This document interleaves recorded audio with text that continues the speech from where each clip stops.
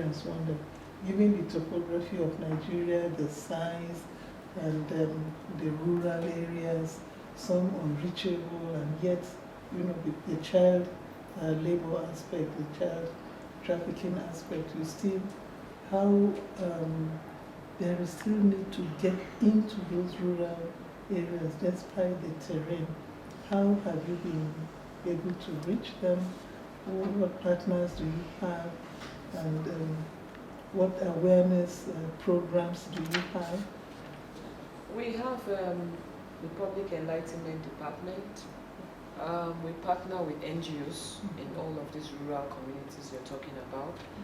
And we go on sensitization campaigns in the rural communities because that's our target.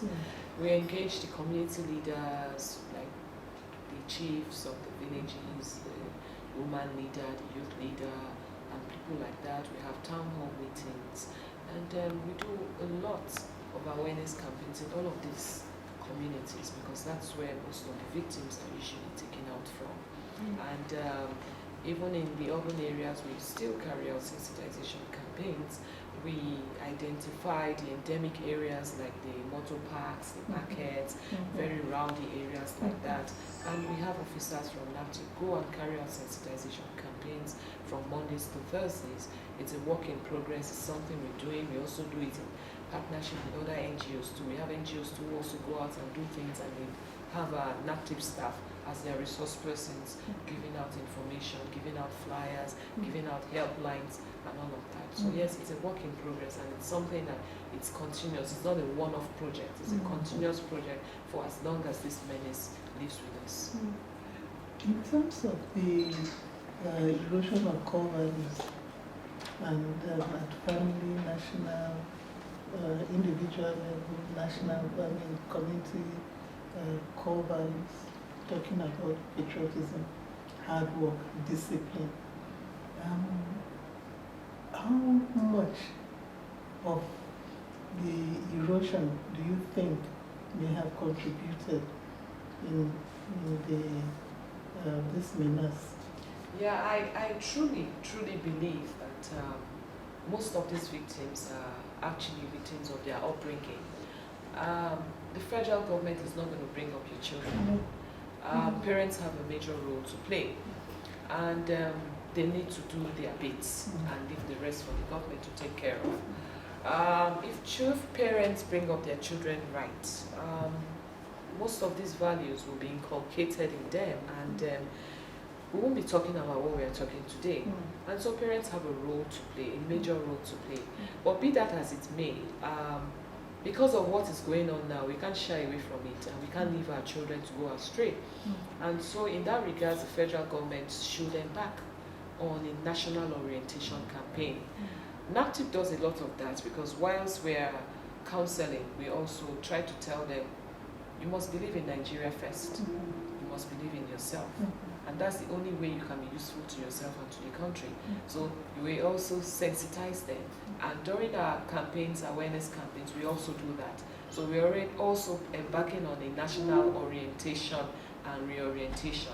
But I believe it should be on a larger scale. And I'm sure the National Orientation Agency is doing something, or will do something like that, to reorientate the minds of the youths, especially who think that anything outside Nigeria is best. They don't realize that there's some citizens of those countries that don't also have jobs, and that with hard work and determination, you can actually, to be honest with you, Nigeria is the place to be. This is where to make money. Because why do you have a lot of expatriates in Nigeria? They come here to make the money and they go back home to enjoy the money.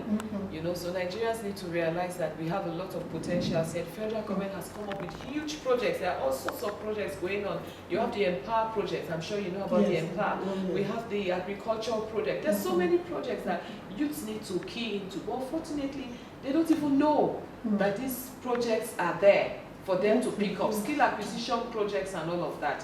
We also have this social intervention project that is also going on, where 5,000 naira is paid to the poorest families, and they're giving soft loans to the petty traders, you know, in the communities, in the rural communities, to help them, you know, with their businesses. They pay back the loans within 6 months. When they pay, they increase it, they pay back again, you know. So this is really helping, because I mean, this is a very brilliant project, because when these things like this are done, the parents are empowered, and they won't release their children to these fraudsters who promise them better jobs. Why do they release their children?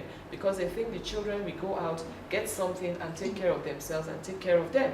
Now they don't need the children going out to fend for them. They can fend for themselves and even for their children with all these social intervention programs.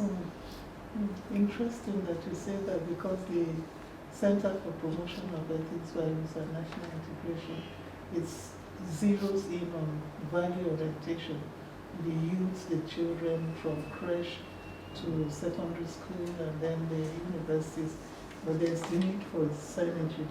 You know, more groups, NGOs, we all come together and ensure that we save our youth and save Nigeria. I agree that Nigeria is the best place to be in the world.